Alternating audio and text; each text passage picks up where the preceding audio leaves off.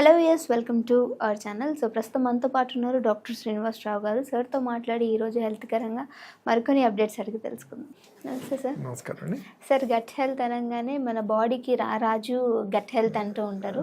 అది కానీ ఒకసారి పాడైందంటే మాత్రం ఏదో తెలియని బాడీలో అన్కంఫర్ట్నెస్ వస్తుంది అంటారు.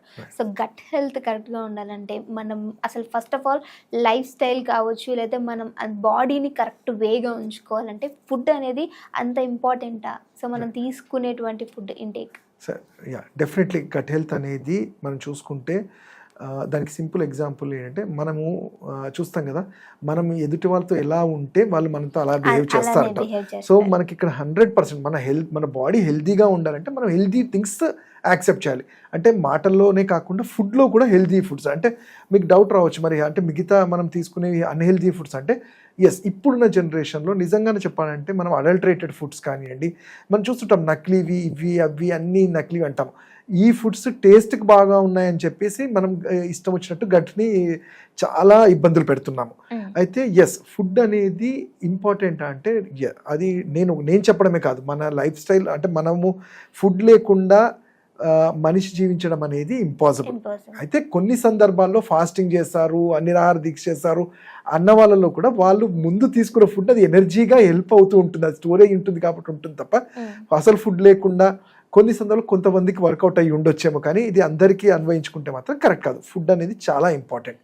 Coming to the gut health అంటే ఎస్, మనం చూసుకుంటే దీనికి అసలు మన శరీరం హెల్తీగా ఉండాలంటే అసలు గట్ హెల్త్ ఎందుకు, అంటే మన స్టమక్ ఎందుకు కరెక్ట్గా ఉండాలంటే మనం చూసుకుంటే ఫుడ్ ఎప్పుడైనా మనం ఏమైనా తీసుకున్నప్పుడు ఆ ఫుడ్లో న్యూట్రియంట్స్ ఉంటాయి, విటమిన్స్ ఉంటాయి, అన్ని నరిష్మెంట్స్ బాడీకి కావాల్సిన అన్నీ ఉంటాయి. అంటే ఇప్పుడు సపోజ్ మనం అంటాం నేను క్యారెట్ తింటే నాకు బ్లడ్ వస్తుంది అనేది ఉట్గానే కాదు, ఎందుకంటే దాంట్లో ఉండే గుణాలు బాడీలో హీమోగ్లోబిన్ని పెంచేవి, ఐరన్ని పెంచేవి కానీ ఉంటాయి కాబట్టి ఆ ఫుడ్ తీసుకోమంటాం. అయితే ఈ ఫుడ్ తీసుకునేటప్పుడు ఇప్పుడు మనం ఎట్లా అంటే ఒక ఇంట్లో ఎంటర్ అవ్వాలంటే ఫస్ట్ ప్రాపర్ గేట్ తీసుకొని తలుపు తీసుకొని వాళ్ళు ఆహ్వానిస్తే వెళ్తాం, అంతేగాని మన మొహం మీద తలుపులు వేసేసి మనం తిడుతూ ఉంటే మనం వెళ్ళలేము. అంతే మన గట్ హెల్త్ కూడా మనం తీసుకునే ఫుడ్ని మనం మనసు ప్రశాంతంగా ఉండి దాన్ని ఆస్వాదిస్తూ తింటేనే అది మనకి డైజెస్ట్ అవుతుంది. అందుకని ఆయుర్వేదంలో చాలా బాగా చెప్పింది, ఎప్పుడు ఏ టైంలో ఫుడ్ తీసుకోవాలి, దానికి పద్ధతులు, కూర్చొని తినాలా, ఏ టైంలో ఏ ఫుడ్. మీరు చూసుకుంటే మన కల్చర్లో షడ్ రుచీస్ అంటాం. మీరు ఈ షడ్ రుచి అనేది అంటే 6 టేస్ట్ అనేది మధురాంల లవణ కటుతిక్త కషాయ అనేది ప్రపంచంలో ఏ కల్చర్లో లేదు, ఓన్లీ మన ఇండియన్ కల్చర్లో. అంటే దాని అర్థం ఏంటి అంటే ఫుడ్ అన్ని టేస్ట్ చూడమన్నారు. అంటే మధుర ఆమ్ల లవణ కటుతిక్త కషాయ రసాలు మన ఫుడ్లో ఉండాలి. అంటే నేను ఒకటే రకమైన ఫుడ్ తీసుకుంటా అంటే అది కుదరదు. దాంట్లో అంటే మన ఇప్పుడున్న జనరేషన్ చూస్తే స్వీట్స్ అంటే నాకు వద్దు అంటారు, ఆయిలీ అంటే వద్దంట, ఆయిల్ ఫుడ్స్ అంటే అసలే వద్దంటారు. బట్ ఆయిల్ ఫుడ్స్ని అవాయిడ్ చేయడం వల్ల పెద్దగా జరిగేది కాదు, ఇన్ఫాక్ట్ కొన్ని సందర్భాల్లో అది హార్మ్ఫుల్లే ఉంటుంది. సో అన్ని ఫుడ్ సమపాలనలో ఉండాలి, తక్కువ ఉండొద్దు. అండ్ ఇంకోటి ఏంటంటే ఇది మనం ఆయుర్వేద ప్రకారం చూసుకుంటే ఏంటంటే దీన్ని అసలు గుర్తించడం అంటే వీళ్ళకి ఏం ఫుడ్ ఏది సెట్ అవుతుంది అంటే మనం వాత పైత్య కఫాలు అంటాం. అంటే ఒక్కొక్క శరీర తత్వం అని అంటాం, ఒక్కొక్కరికి పేరున్నట్టే వాతం వాళ్ళు, పైత్యం వాళ్ళు, కఫం అన్నప్పుడు వీళ్ళకి తగ్గ ఫుడ్ని మనము జనరల్గా యాజ్ ఆయుర్వేద డాక్టర్ మేము మా దగ్గరకు వచ్చినప్పుడు సజెస్ట్ చేస్తుంటాం. వాతం వాళ్ళు ఇలాంటి ఫుడ్, పైత్యం వాళ్ళు ఇలాంటి, కఫం వాళ్ళు ఇలాంటివి.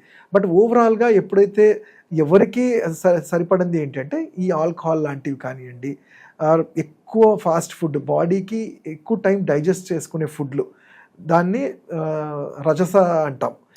అలానే ఫుడ్ ఈజీగా డైజెస్ట్ అనేది సాత్విక డైట్ అంటాం. ఇలాంటివి తీసుకుంటూ బాడీని హైడ్రేట్ చేసుకోగలిగితే గట్ హెల్త్ అనేది చాలా మంచిగా ఉంటుంది. అండ్ ఇంకోటి అబ్జర్వ్ చేయాల్సింది అంటే మనం తీసుకున్న ఫుడ్ 48 అవర్స్ తర్వాత మోషన్ లాగా పాస్ అవ్వాలి.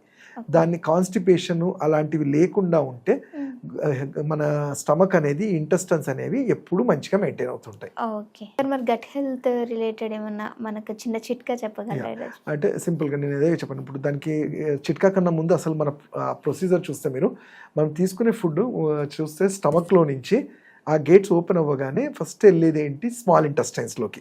స్మాల్ ఇంటెస్టైన్స్లోకి వెళ్ళగానే లివర్ పైత్య రసాన్ని రిలీజ్ చేస్తుంది, దాన్ని బైల్ జ్యూస్ అంటాం. హైడ్రోక్లోరిక్ యాసిడ్ అంతా మిక్స్ అయిన తర్వాత ఫుడ్ డైజెస్ట్ అయ్యి శరీరానికి కావాల్సిన న్యూట్రియంట్స్ అన్నీ వెళ్ళి పెద్ద పేగుల్లో మన శరీరానికి ఏదైతే అవసరం లేదో దాన్ని ఫీకల్ మ్యాటర్ అంటాం. పెద్ద పేగుల నుంచి మోషన్ లాగా పాస్ అవుతుంది.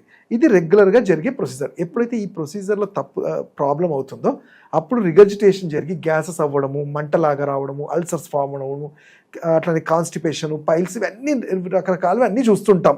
మిగతా ఇతరత్ర వ్యాధులకు కూడా ఇదే కారణం ఉంటుంది. సో మరి ఇంత ప్రొసీజర్ ఉన్నప్పుడు దీన్ని ఎలా మెయింటైన్ చేయాలంటే ఫస్ట్ మనము తీసుకునే ఫుడ్ అది కూడా చాలా ఇంపార్టెంట్. అది ఈజీగా డైజెస్ట్ అయ్యాలి. అంటే ఇంతకుముందు చెప్పినట్టు మనం ఏది తీసుకున్నా కొంచెం తక్కువ క్వాంటిటీలో ఎక్కువ టైమ్స్ తీసుకుంటే మెటబాలిక్ ఫైర్ అనేది డైజెస్ట్ చేసుకోవడానికి వీల్ అవుతుంది. అలానే హోమ్ రెమెడీస్గా చూసుకుంటే మనం పొద్దున్న లేసినప్పుడు జనరల్గా ఏంటంటే మనము గ్లాస్ వాటర్ తాగమంటాం. అయితే ఇది కొంతమందికి గ్యాస్ట్రిక్ ఇష్యూస్ ఉన్న వాళ్ళకి అలా వద్దని చెప్తాము. బట్ మనం మార్నింగ్ సొరకాయ అనేది మనకి ఇంట్లో రెగ్యులర్గా దొరికేది. ఈ సొరకాయని జ్యూస్ లాగా చేసి దాన్ని పీల్ చేసి ఒక గ్లాస్ వాటర్ వేసి ఆ జ్యూస్ తీసుకోవడం వల్ల కూడా గట్లో ఉండాల్సిన ఈ క్రిములు కానివన్నీ క్లిన్స్ అవుతుంది. దాన్ని నరిష్ చేయడంలో హెల్ప్ అవుతుంది. ఇంకొకటి బ్రహ్మాండమైనది ఏంటంటే మారేడుకాయ, మనం బిల్వఫలం అంటాం. ఈ బిల్వఫలాన్ని మనకి తీసుకొచ్చి పౌడర్ లాగా చేసి రోజు ఒక చెంచా గోరువెచ్చలు తీసుకోవడం వల్ల ఈ ఇంటెస్టైన్స్కి ఉండాల్సిన ఇమ్యూనిటీ ఇంకా మంచిగా డెవలప్ అవుతుంది. ఇంకా ఇంకోటి ఇంట్లోనే దొరికేది ఆవు నెయ్యి. ఆవు నెయ్యిని కూడా రోజు తీసుకోవడం వల్ల బాడీలో మాయిశ్చర్, బాడీలో కావాల్సిన ల్యూబ్రికెంట్స్ అన్నీ కూడా సరి అవుతూ ఉంటాయి. అండ్ కొన్నిసార్లు ఏదైనా తిన్నది హెవీ అనిపించినప్పుడు సింపుల్గా మనకు ఉండే అల్లం జ్యూస్ అంటాం కదా, అల్లం కానీ శొంఠిని వాటర్లో బాయిల్ చేసుకొని తీసుకోవడం వల్ల ఆ హెవీనెస్ అవన్నీ కూడా తగ్గుతాయి. కొన్ని సందర్భాల్లో ఎంత మెయింటైన్ చేసినా కొన్ని ఫుడ్ వల్ల గ్యాస్ట్రిక్ ఇరిటేషన్స్ ఉంటాయి. అలాంటి వాళ్ళకి ఏం చెప్తాము అంటే ధనియాల్ని ఒక చెంచాడు నీళ్ళలో కలిపి తీసుకోగలిగితే ఎంతటి యాసిడిటీ అయినా కానీ తగ్గుతుంది. అంటే జనరల్గా టాబ్లెట్స్ వేసుకునే కన్నా ఇలాంటివి చేయటం వల్ల, అలానే ఇంగువ అంటాం, కాస్త నాలుగు కింద పెట్టి చప్పరించుకుంటే కూడా గ్యాస్ట్రిక్ ఇరిటేషన్ అనేది ఎంతో కొంత తగ్గుతుంది. Okay, thank you so much sir, చాలా చక్కటి ఇన్ఫర్మేషన్ అందించారు. Thank you.